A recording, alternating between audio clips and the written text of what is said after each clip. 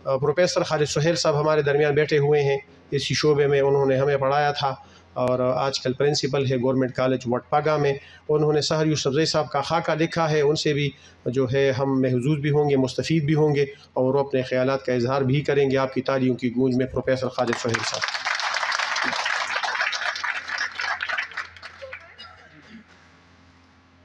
अस्सलाम वालेकुम जी। मैडम मुनव्वर रूस साहिबा, डॉक्टर नज़ीर तबस्सुम साहिब और रुबीना शाहीन साहिबा, चूँकि हम यहाँ आए हैं तो मुझे वो वक्त याद आ गया जो जैसा मैं था। तो चूँकि मैं एक शरीफ स्टूडेंट था, आप सबको पता है, और मेरी बदकिस्मती देखिए कि चूँकि सब अपना सेशन बता रहे हैं तो मेरे ख्याल में सेशन से ज़्यादा मॉडल बता दिया जाए। तो 92-93 मेरा मॉडल है। तो मेरी खुशकिस्मती देखें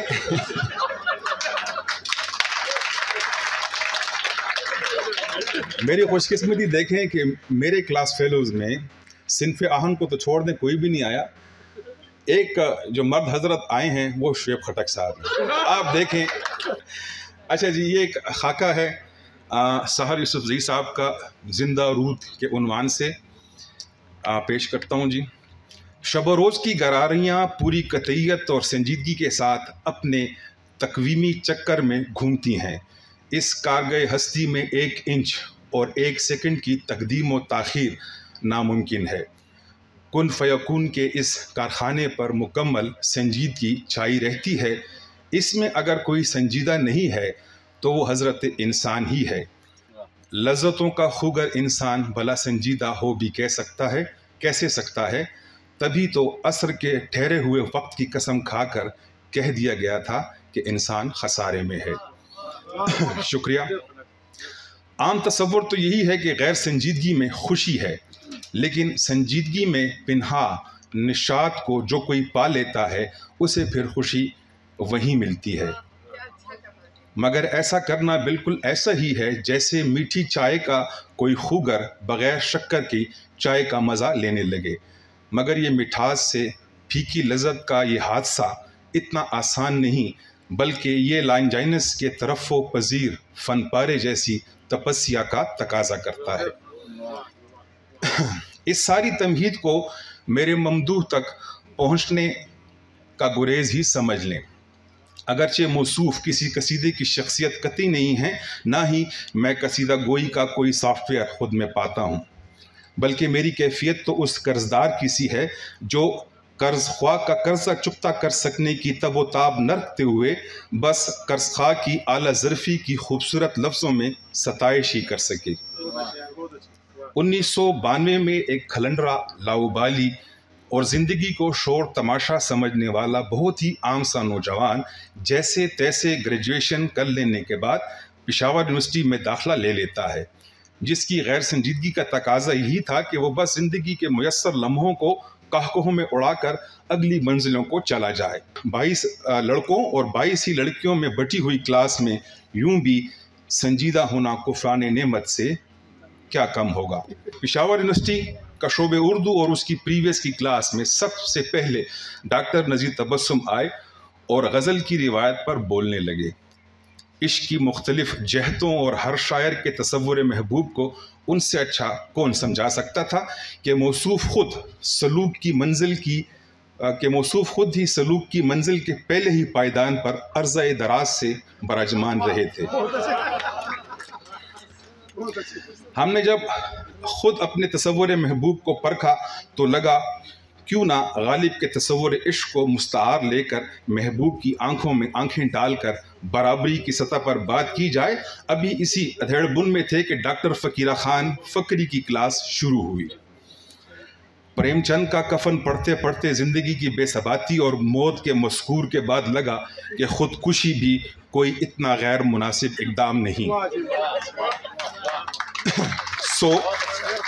नवाजिश प्रेमचंद का कफन पढ़ते पढ़ते ज़िंदगी की बेसबाती और मौत के मजबूर के बाद लगा कि ख़ुदकुशी भी कोई इतना गैर मुनासिब इक़दाम नहीं।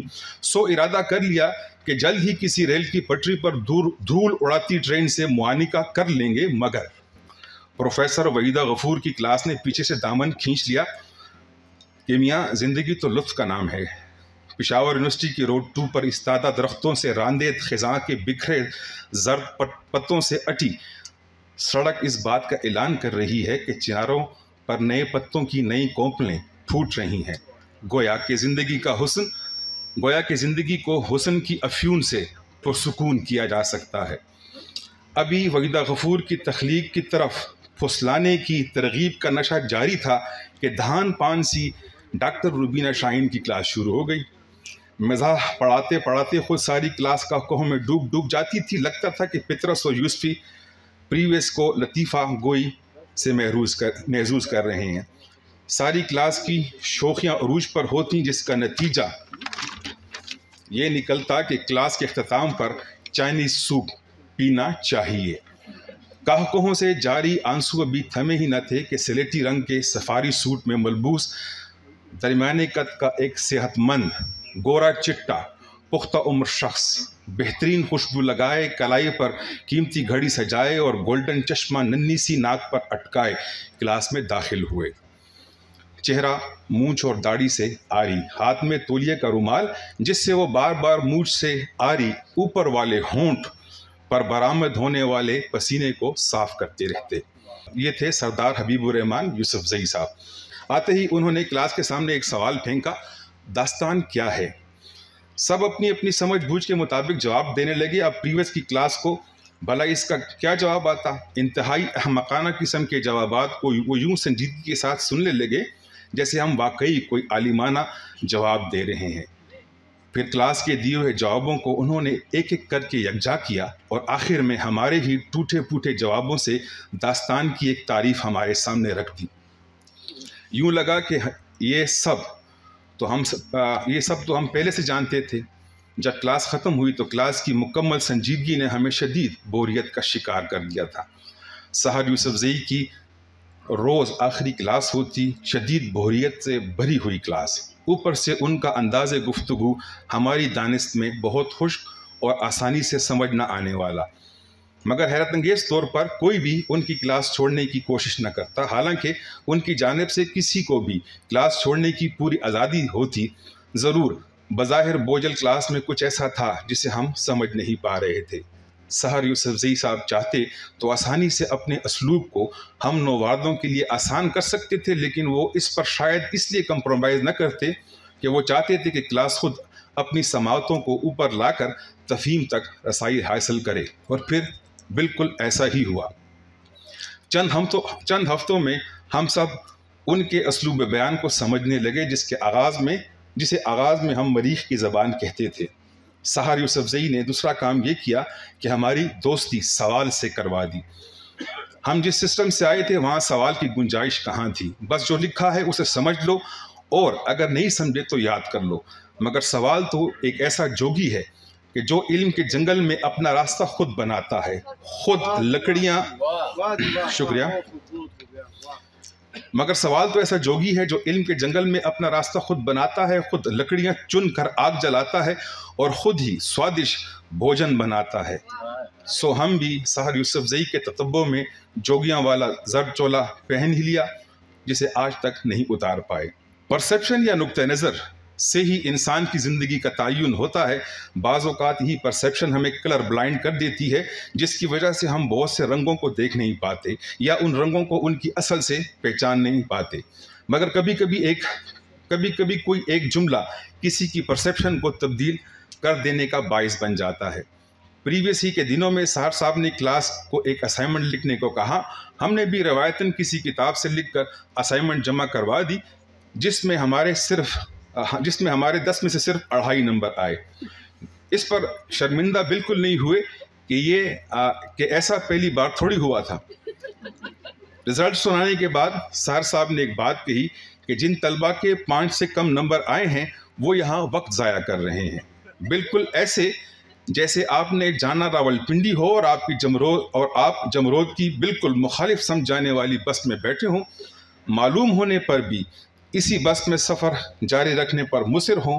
ضروری تو نہیں کہ آپ ایم اے ہی کریں، زندگی ہی تو گزارنی ہے، کوئی کاروبار شروع کر لیں، کامیابی اللہ کے ہاتھ میں ہے۔ اگر کوئی کام نہیں آتا تو نسوار بیچنا شروع کر لو۔ میں گارنٹی دیتا ہوں کہ کاروبار چل پڑے گا۔ سحر یوسفزئی کے لبوں سے نکلنے والے یہ جملے کسی آٹومیٹک بندوق سے نکلنے والی گولیوں سے کم نہ تھے جو روح تک کو زخمی کر گئے۔ ان جملوں کو ذہن سے جتنا نکالنا چاہا اتنے ہی ان حروف کے معنی گہرے ہوتے گئے۔ جب اگلی اسائنمنٹ ملی تو 2-4 کتابیں پڑھ کر پوری توجہ سے 8-10 صفحے لکھ لیے۔ نتیجہ اس بار 10 میں 8 نمبر آیا۔ مجھے استاد محترم کا وہ جملہ آج تک یاد ہے۔ انہوں نے اپنے گولڈن چشمے اتار کر مسکرا کر مجھے گھورتے ہوئے کہا تھا، خالد تمہیں میرا مشورہ ہے کہ تم نسوار نہ بیچو۔ ان کا یہ کمپلیمنٹ آج بھی میرا سرمایہ ہے۔ اس کی وجہ یہ ہے کہ سحر یوسفزئی قطعی کوئی عام استاد نہیں تھے بلکہ ایک مکمل تہذیبی شخصیت تھے۔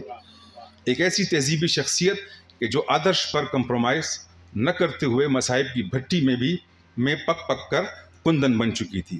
ایک ایسی تہذیبی شخصیت جو انسپائریشن بن جائے اور دوسروں کو اپنے رنگ میں رنگ دے۔ نسوار فروشی کے مشورے کو واپس لینے کے واقعے کے بعد میرے قدم خود بخود سحر یوسفزئی کے کمرے کی جانب اٹھ جاتے اور میں تقریباً روزانہ کسی نہ کسی بہانے ان کے 10 بائی 10 کے چھوٹے سے آفس چلا جاتا۔ روز ہی کوئی نہ کوئی موضوع زیر بحث آتا۔ اکثر بحث میں اختلاف رائے پیدا ہو جاتا۔ اس موقع پر سحر صاحب مجھے کہہ سکتے تھے کہ میاں تم کہاں اور میرا تجربہ کہاں، مطالعہ کہاں، جاؤ مطالعہ کرو پھر آؤ بحث کرنے۔ مگر وہ ایسا نہ کرتے بلکہ دلیل اور مکالمہ سے بات آگے بڑھاتے، پوری صراحت سے اپنی بات سناتے، پوری توجہ سے میری بات سنتے اور بحث کو اپنے منطقی انجام تک پہنچاتے۔ وہ کبھی شاگرد کی کم علمی کا مذاق نہ اڑاتے بلکہ طالب علم کو اسکالر کے درجے پر لے آتے جس کی اپنی ایک رائے ہو۔ اب سوچتا ہوں کہ میرا تو ان سے آج بھی کوئی مقابلہ نہیں۔ اس وقت تو سوال ہی پیدا نہیں ہوتا تھا۔ شاید ان کا مجھے اور مجھ جیسے طالب علموں کو لفٹ کروانا اس وجہ سے تھا کہ وہ ہمیں سوچنے اور سمجھنے کی ترغیب دینا چاہتے تھے۔ وہ چاہتے تھے کہ ان کے طالب علم چیزوں پر خود سوچ کر اپنے نتائج نکال سکیں۔ اس بات کے نتائج بھی میرے سامنے ہیں کہ ان کے بہت سے شاگرد آگے چل کر نامور ہوئے جو سحر صاحب کی بنائی ہوئی پگڈنڈی پر قدم قدم چل کر آگے بڑھے۔ جیسا کہ بیان کیا جا چکا ہے کہ سحر یوسفزئی ایک تہذیبی شخصیت کے مالک تھے۔ یہ تہذیب ان کے لباس، ان کے لائف سٹائل، ان کی گفتگو، ان کی نشست و برخاست سے ظاہر ہو جاتی تھی۔ انہیں اپنے علمی مرتبے کا بھی مکمل احساس تھا اور اپنے اسٹیٹس سے بھی آشنا تھے، لیکن دو مرسڈیز بینز گاڑیوں میں سفر کرنے کے باوجود ان کے رکھ رکھاؤ میں ایک عاجزی موجود رہتی۔ ایسے مقامات پر تکبر کی اضافی خصوصیت پیدا ہو جاتی ہے۔ سحر یوسفزئی صاحب مگر تکبر کی اضافی خصوصیت سے عاری تھے۔ تکبر شخصیت کے کھوکھلے پن کی پیداوار ہے۔ کھوکھلی شخصیت کی مجبوری ہوتی ہے کہ وہ اپنے قد کاٹ کے لیے بناوٹی حوالوں کو اپنی شخصیت کے ڈیفیسٹ کو مکمل کرنے کے لیے ساتھ لیے پھرتا ہے۔ شکریہ۔ سحر یوسفزئی نہ ہی کھوکھلے انسان تھے نہ ہی ان میں مصنوعی پن موجود تھا۔ شخصیت میں یہ مقام زندگی کے گہرے مطالعے کے بعد ہی ممکن ہوتا ہے اور سحر یوسفزئی تو کتاب اور کتاب عزیز دونوں کے قاری تھے۔ سحر یوسفزئی کو نوجوانی ہی میں اسٹیبلشمنٹ کا ساتھ میسر آ گیا تھا۔ والی سوات کے پی ایس کی حیثیت سے اپنا کیریئر شروع کرنے والے سحر یوسفزئی نے جوانی میں والی صاحب کی پالیسیوں پر اعتراض کرنے کی جرات کر ڈالی تھی اور ایک شاندار کیریئر کو ٹھکرا کر تعلیم و تعلم کے ذریعے ذہنوں کو تبدیل کرنے کی ٹھان لی تھی۔ ورنہ جی وہ سیکنڈ فیز تھا۔ فرسٹ فیز میں جب یہ والی صاحب کے ساتھ تھے، انہوں نے کچھ لوگوں نے احتجاج کیا تھا تو انہوں نے ان لوگوں کا ساتھ لیا تھا، تو ان کو جبری طور پر چاند زیب کالج بھجوایا گیا تھا، پھر وہاں سے بھی نکال کر، اور بہت سارے واقعے ہیں وہ پورے لکھے نہیں جا سکتے۔ بہرحال اس پر ریسرچ بھی ہوئی ریسنٹلی ڈاکٹر صاحب پہ۔ بہرحال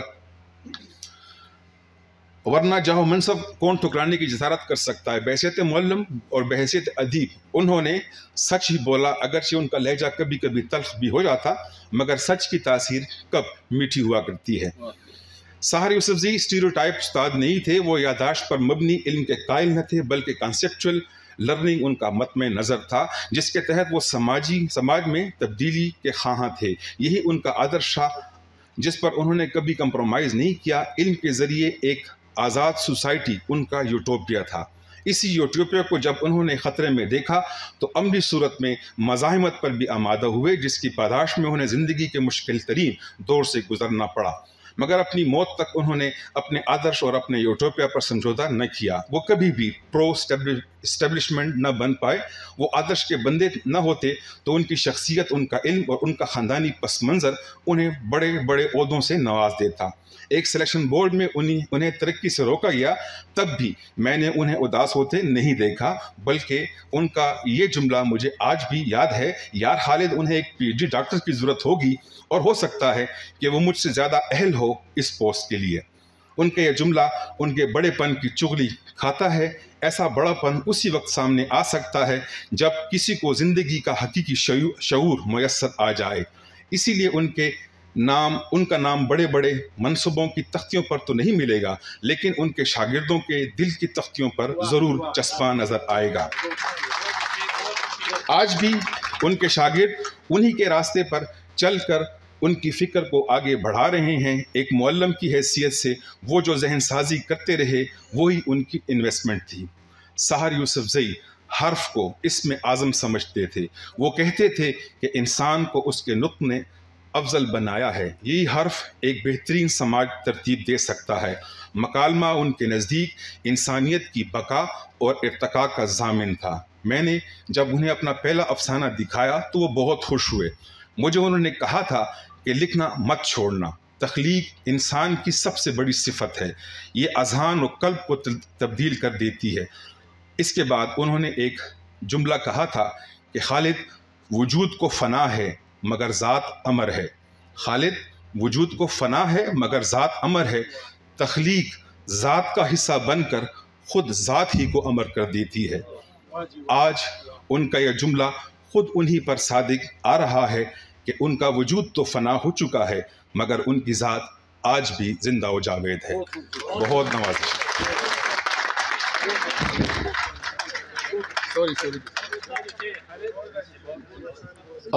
آج سے چند دن پہلے خالد صاحب نے ایک فیس بک پر ایک پوسٹ تو نہیں لیکن ایک کمنٹ لکھا تھا کہ یار میں ایک مشاعرے میں گیا تھا اور وہاں جس قسم کے تھرڈ کلاس اشعار پہ داد مل رہی تھی تو میں سوچ رہا ہوں کہ میں بھی شاعری شروع کروں۔